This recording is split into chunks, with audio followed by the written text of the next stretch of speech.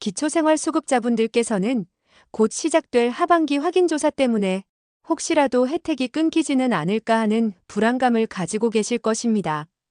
특히 통장에 500만 원 이상 있으면 수급 자격에서 탈락한다거나 큰 돈이 들어오면 빨리 써버려야 한다는 등의 잘못된 소문은 더욱 걱정을 키우는 요인이 되기도 합니다.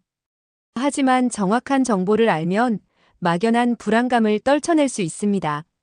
오늘 영상에서는 2025년 하반기 기초생활수급자 확인조사가 무엇이며 어떤 시기에 어떤 항목들을 조사하는지, 그리고 여러분이 궁금해하시는 여러 오해와 진실에 대해 명확히 알려드리겠습니다.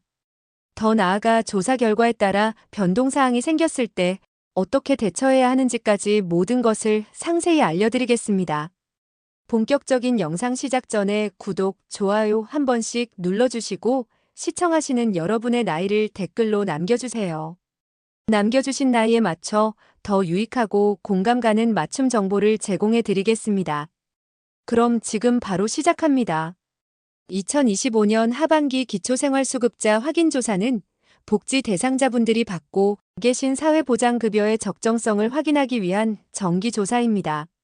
이 조사는 말씀드렸듯이 기초생활보장을 포함해 기초연금, 장애인연금 등 총 13개 복지사업의 지원 대상자와 부양의무자를 대상으로 실시됩니다. 이처럼 광범위한 조사를 통해 정부는 복지자원이 꼭 필요한 분들에게 효율적으로 전달되고 있는지를 확인하는 것입니다. 조사 시기는 2025년 10월 1일부터 12월 31일까지 3개월간 진행됩니다. 이러한 정기 확인 조사는 상반기, 즉 4월부터 6월까지 한 번, 그리고 하반기인 10월부터 12월까지 또 한 번, 연 2회에 걸쳐 시행됩니다.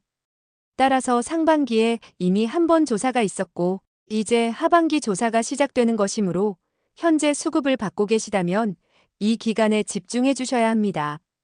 이번 확인 조사에서는 여러분의 소득과 재산을 매우 면밀하게 들여다봅니다. 이는 단순히 몇 가지 서류만 확인하는 것이 아니라 141개의 금융기관과 20개의 공공기관으로부터 입수한 68종에 달하는 방대한 소득 및 재산 정보를 바탕으로 심사가 진행됩니다.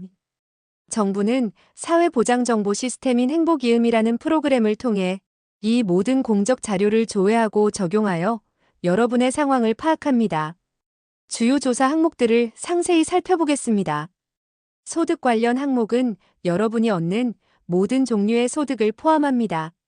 근로소득, 사업소득과 같은 일반적인 소득 외에도 일용근로소득, 고용보험 및 산재보험 관련 소득, 퇴직금, 실업급여, 연금 수령액, 주식 배당금, 그리고 공적이전 소득 등 여러분이 얻는 모든 수입원을 확인하게 됩니다. 재산 관련 항목으로는 현재 살고 계신 주택과 가지고 계신 토지, 그리고 전세나 월세 보증금, 가지고 계신 자동차의 시가 반영액, 사업자 등록 정보, 그리고 일반 재산으로 분류되는 건축물, 상가, 임차 보증금, 동산, 회원권 등을 모두 조사합니다. 이러한 재산은 가구의 총 재산액을 산정하는 데 중요한 기준이 됩니다. 금융 재산 관련 항목은 더욱 세밀하게 확인됩니다. 예금, 적금, 부금, 계금, 예탁금과 같은 은행 예금뿐만 아니라 출자금, 신탁재산, 주식, 채권, 수익증권, 어음, 수표, 채무증서 등 증권사 관련 금융자산, 그리고 연금저축, 생명보험, 손해보험, 재산보험과 같은 보험 상품까지 여러분 명의의 모든 금융기관 정보를 조회합니다. 기타 항목으로는 고액진료비 내역, 건강보험 납부 이력, 농업 관련 지원금인 공익직불금, 농지연금 등 특이사항들도 조사 항목에 포함됩니다. 이는 가구의 생활 패턴과 추가 소득 발생 여부를 파악하는 데 활용될 수 있습니다. 이러한 방대한 공적 자료만으로 정보가 불충분하다고 판단될 경우 담당 공무원이 지출실태조사표에 의한 소득 확인 등 추가 조사를 실시할 수 있습니다. 예를 들어 공적 자료상 소득이 적지만 실제 지출이 많은 경우 숨겨진 소득이 없는지 확인하기 위함입니다. 또한 부양 의무자의 유무, 부양 능력, 그리고 실제로 부양하고 있는지 여부도 조사 내용에 포함됩니다. 이는 기초생활수급자 선정 기준의 중요한 부분입니다. 마지막으로 수급권자의 근로능력, 현재 취업 상태, 자활 욕구 등 자활 지원 계획 수립에 필요한 사항도 함께 조사하여 여러분의 상황을 종합적으로 판단하고 맞춤형 지원 계획을 세우는 데 활용하게 됩니다. 확인조사 기간이 되면 특히 수급자분들 사이에서 확인되지 않은 루머나 오해가 퍼져 불안감을 느끼는 경우가 많습니다. 이제 그 루머들에 대한 사실을 명확히 확인해 드리겠습니다. 막연한 불안감 대신 정확한 정보를 가지고 대비하는 것이 중요합니다. 첫째, 통장에 500만 원 이상 쌓이면 수급 자격에서 떨어진다는 소문은 오해입니다.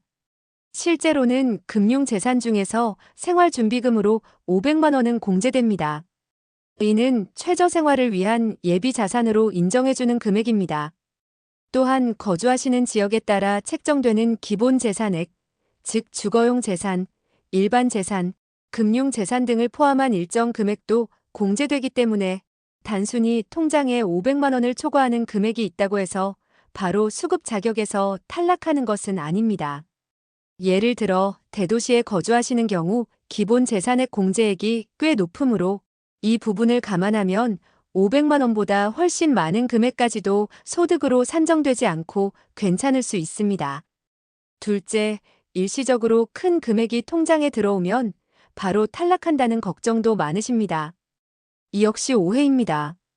통장 잔액을 평가할 때는 1년에 2번, 조회 시점으로부터 과거 3개월의 평균 잔액을 산정하여 평가합니다. 따라서 일시적으로 큰 금액이 잠시 통장에 들어왔다가 곧바로 나갔다면 이것이 3개월 평균 잔액에 미치는 영향은 그리 크지 않을 수 있습니다. 중요한 것은 입출금 기록이 투명하게 남아있고 그 자금이 어떤 목적으로 사용되었는지 명확하다면 큰 문제가 되지 않는다는 점입니다.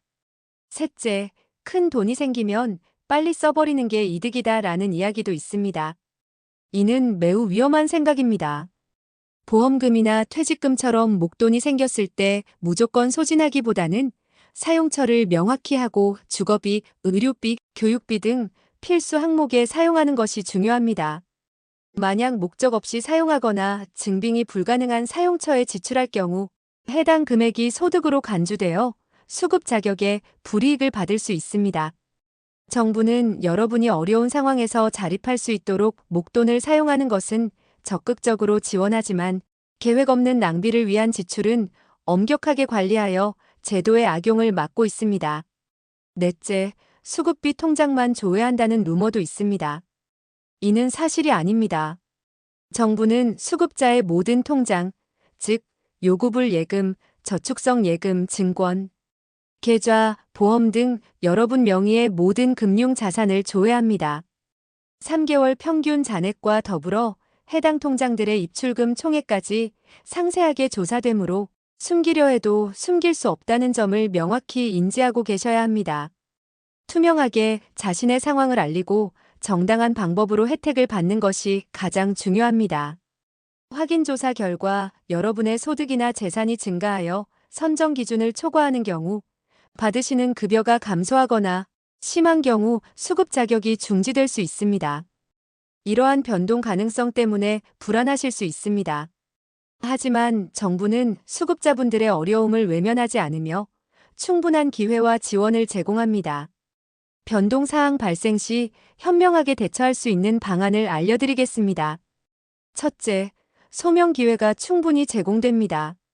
조사 과정에서 소득이나 재산 변동으로 인해 급여가 감소하거나 중지가 예상될 경우 수급자분들에게는 그 변동 원인을 설명하고 정당성을 주장할 수 있는 충분한 소명 기회가 주어집니다.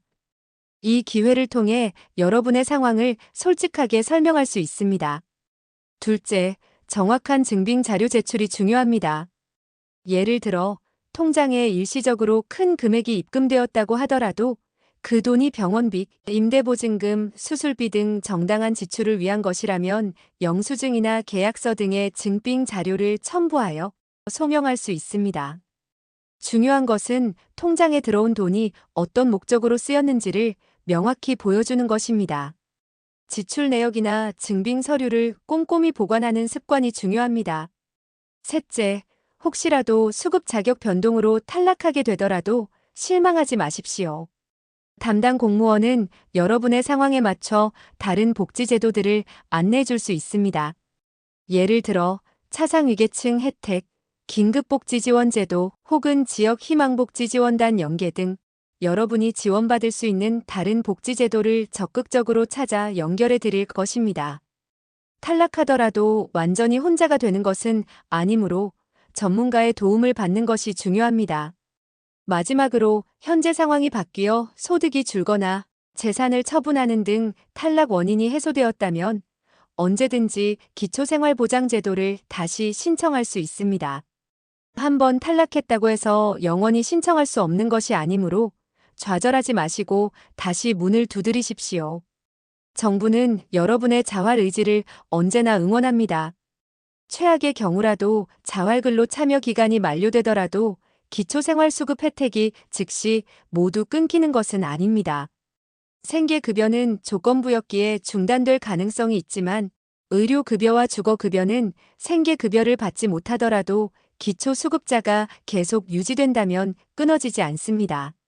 즉, 월세 지원과 의료급여는 기간 제한이 있는 것이 아니라 여러분의 경제적인 기준소득, 재산에 따라서만 결정되기 때문에 이 기준을 충족하는 한 도움이 지속됩니다.